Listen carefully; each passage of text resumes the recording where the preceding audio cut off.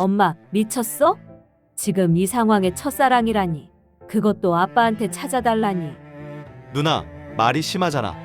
아, 엄마, 미안. 내가 말이 헛나왔어. 정말 미안해. 시끄러. 내가 찾아줄 거야. 그깟 첫사랑이 뭔데 쓰라고. 내가 찾아준다고. 내가.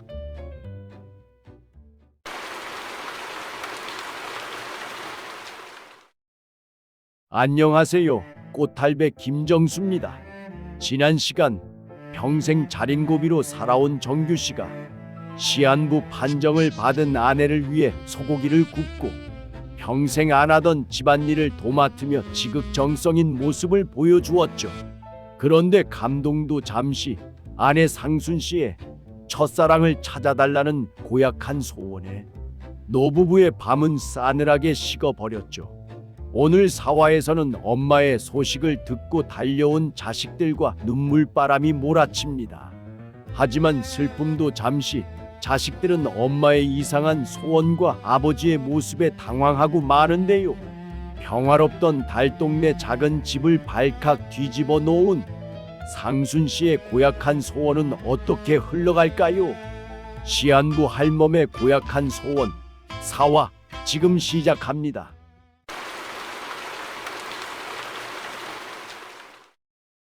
제4화. 엄마, 미쳤어? 다음날 새벽 4시 정규 씨는 평소보다 1시간이나 일찍 눈을 떴습니다. 밤새 잠을 설친 탓이었습니다. 꿈속에서도 그는 씩씩대고 있었습니다. 망할 놈의 할망구. 죽을 날 받아놓은 마당에 첫사랑을 찾아달라니.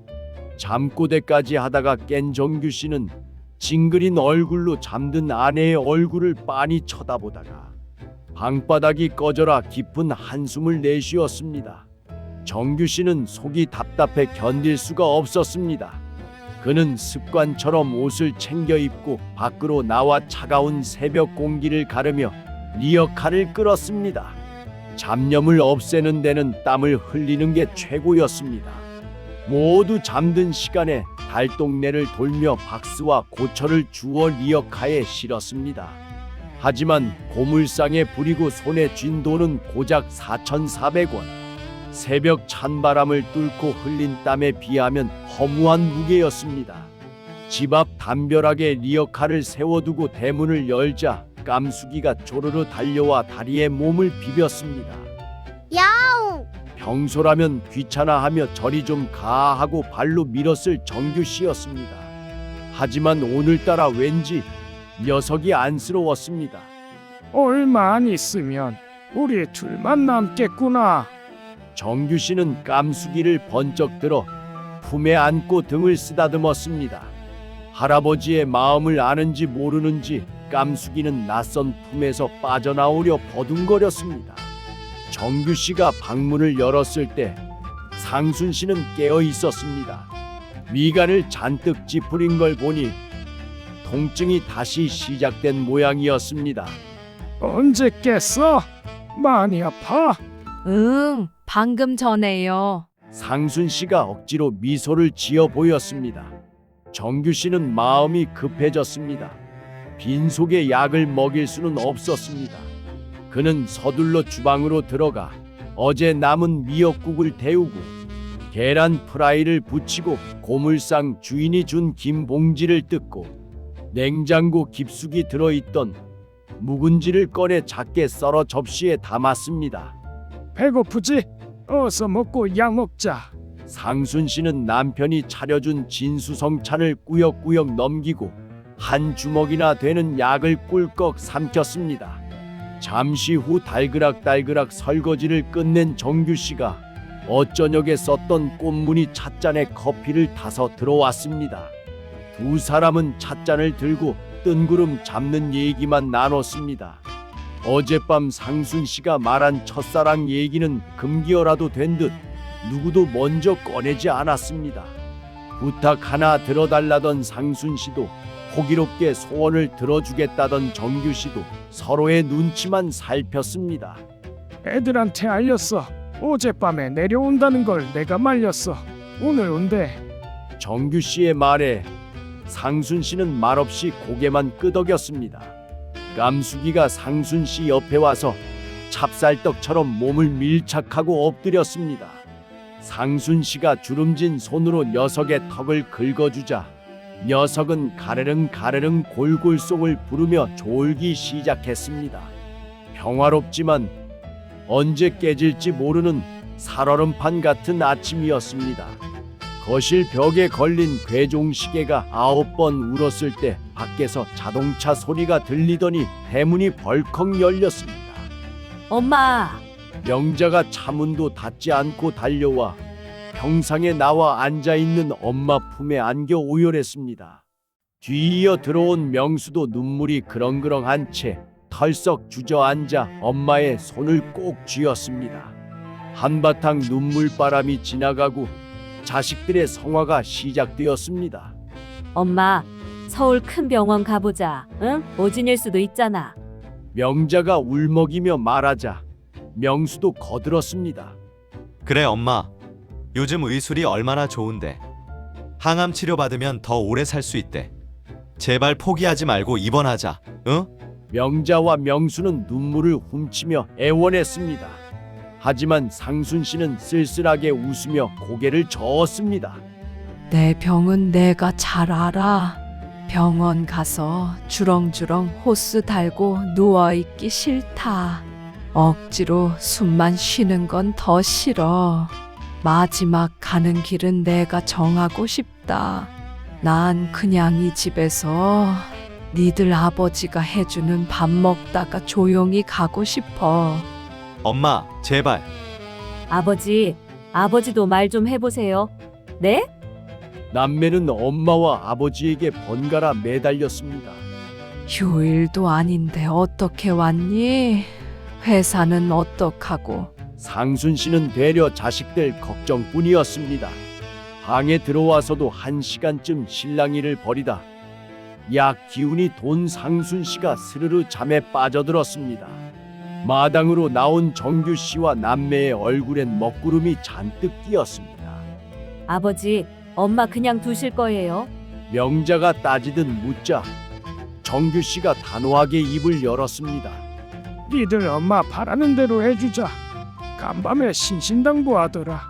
억지로 숨만 붙여놓는 연명 치료 같은 건 절대로 하지 말라고. 정규 씨의 탄식에 남매는 아무 말도 못하고 고개만 떨구었습니다. 정규 씨가 축 처진 아들의 어깨에 손을 올렸습니다. 명수야, 네가 어제 엄마 진료받은 병원에 가서 연명 치료 거부 동의서 좀 받아와라. 저도 같이 가서 엄마 드실 것 좀 사올게요. 명수가 차키를 챙겨 들자 명자도 따라 나섰습니다. 급하게 대문을 나서는 자식들의 등 뒤에 대고 정규 씨가 망설이던 말을 툭 던졌습니다. 그리고 니네 엄마가 소원이 하나 있다더라. 소원이요? 뭔데요? 뭐든 다 들어드려야죠. 명자가 차 문을 열다 말고 뒤를 돌아봤습니다. 정규 씨가 헛기침을 하며 쭈뼛거렸습니다. 그게 참 내 입으로 말하기가 좀. 아, 뭔데요? 뜸들이지 말고 빨리 말씀하세요. 그게 그러니까 니들 엄마가 사람을 좀 찾아달란다. 그 첫사랑이라나 뭐라나. 순간 명자와 명수는 그 자리에 얼어붙은 듯 멈춰 섰습니다. 정적이 흐르는 세 사람의 머리 위로 까마귀 한 마리가 까악 하고 날아갔습니다. 네, 첫사랑이요? 엄마가요? 지금 이 상황이에요? 명자가 황당하다는 얼굴로 물었습니다. 명수도 벌린 입을 다물지 못한 채 아버지를 쳐다봤습니다. 정규 씨는 차마 자식들 눈을 똑바로 쳐다보지 못하고 애꿎은 담벼락만 발로 툭툭 찼습니다. 남매는 그런 아버지를 쳐다보다가 약속이나 한 듯 깊은 한숨을 쉬고 차에 올랐습니다. 홀로 남은 정규 씨는 먼 산을 바라보며 담배만 만지작거렸습니다. 점심때가 훌쩍 지나 돌아온 남매의 손엔 짐이 한가득이었습니다. 명자는 곧바로 부엌으로 들어가 팔을 걷어붙이고 전복죽과 소고기죽을 끓였고 명수는 아버지 앞에 묵직한 박스를 쿵 하고 내려놓았습니다. 시내 대형마트에서 사온 녹즙 한 박스였습니다. 아버지, 이거 유기농 녹즙이에요. 암 환자한테 좋대요. 식전 공복에 엄마랑 하나씩 드세요. 엄마 간병하시려면 아버지도 건강 챙기셔야 해요. 명수가 정규 씨의 손을 잡고 신신당부했습니다. 엄마만 챙겨드리지 말고요. 주말에 애들 엄마랑 애들 데리고 내려올 때 더 좋은 걸로 사올게요. 아끼지 말고 꼬박꼬박 드세요. 아셨죠? 정규 씨는 평소라면 돈 아깝게 뭐 이런 걸 사오냐고 타박했겠지만 이번엔 군말 없이 고개를 끄덕이며 박스를 어루만졌습니다. 잠시 후 온 가족이 밥상에 둘러앉았습니다. 상순 씨도 오랜만에 자식들과 함께해서인지 전복죽 한 그릇을 뚝딱 비웠습니다. 밥상을 물리고 꽃무늬 찻잔에 담긴 커피를 홀짝이던 상순 씨가 자식들의 등을 떠밀었습니다. 이제 그만들 올라가 봐. 많이 바쁠 텐데. 명자가 빈 커피잔을 만지작거리며 눈치를 살폈습니다. 말할까 말까 망설이던 그녀가 조심스럽게 입술을 뗐습니다. 엄마, 아까 아빠한테 들었는데 사람 찾아달라고 했다면서? 딸의 갑작스런 말에 상순 씨의 얼굴이 홍시처럼 붉어졌습니다. 그녀는 도끼 눈을 뜨고 정규 씨를 쏘아봤습니다. 아니, 영감 그 얘길 뭐하러 했어? 주책 맞게. 아니 그게 그러니까 정규 씨는 안절부절 못하며 우물쭈물했습니다. 명자는 쩔쩔매는 아버지가 답답하고 이 와중에 뜬금없이 첫사랑 타령을 하는 엄마가 도무지 이해되지 않았습니다. 엄마, 미쳤어? 명자의 입에서 날선 말이 튀어나왔습니다. 뱉어놓고 아차 싶어 입을 가렸지만 이미 엎질러진 물이었습니다. 지금 몸도 성취하는데 첫사랑이라니, 그것도 아빠한테 찾아달라니. 분위기가 순식간에 싸늘하게 얼어붙었습니다. 상순 씨가 고개를 떨구자 명수가 누나의 옆구리를 쿡 찔렀습니다. 누나, 말이 심하잖아. 아, 엄마, 미안. 내가 말이 헛나왔어. 정말 미안해. 명자가 연신 고개를 숙이며 엄마의 손을 잡았을 때였습니다. 시끄러워. 내가 찾아줄 거야. 갑작스런 정규 씨의 고함이 거실을 울렸습니다. 모두의 시선이 그에게 꽂혔습니다. 정규 씨의 얼굴은 붉게 상기되어 있었습니다. 죽은 사람 소원도 들어준다는데 산 사람 소원 하나 못 들어줘. 그깟 첫사랑이 뭔 대수라고. 내가 찾아준다고. 내가. 명자와 명수의 눈이 휘둥그레졌습니다. 평생 보수적이고 고지식했던 아버지가 맞나 싶었습니다. 정규 씨의 뜬금없는 큰 소리에 고개를 숙이고 있던 상순 씨의 입가에 슬그머니 미소가 번졌습니다. 거실 구석에 엎드려 있던 깜숙이가 깜짝 놀라 펄쩍 뛰었다가 상순 씨의 표정을 읽은 듯 요물처럼 눈을 가늘게 뜨고 야옹하고 웃었습니다. 호기롭게 큰 소리 쳤지만 어딘가 서글퍼 보이는 주름진 정규 씨의 얼굴 위로 뜨거운 햇살이 서늘한 그림자를 드리웠습니다.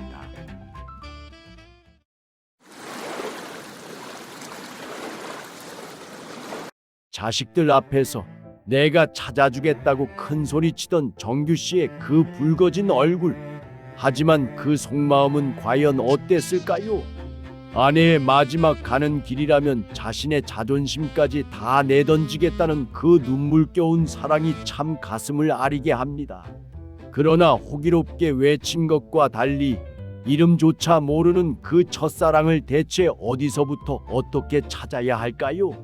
이어지는 5화에서는 정규 씨의 본격적인 상순 씨 첫사랑 추적기가 시작됩니다. 과연 어떤 단서들이 튀어나올지 기대해 주세요. 오늘 사연이 마음에 닿으셨다면 구독과 좋아요로 따뜻한 응원을 보내주세요.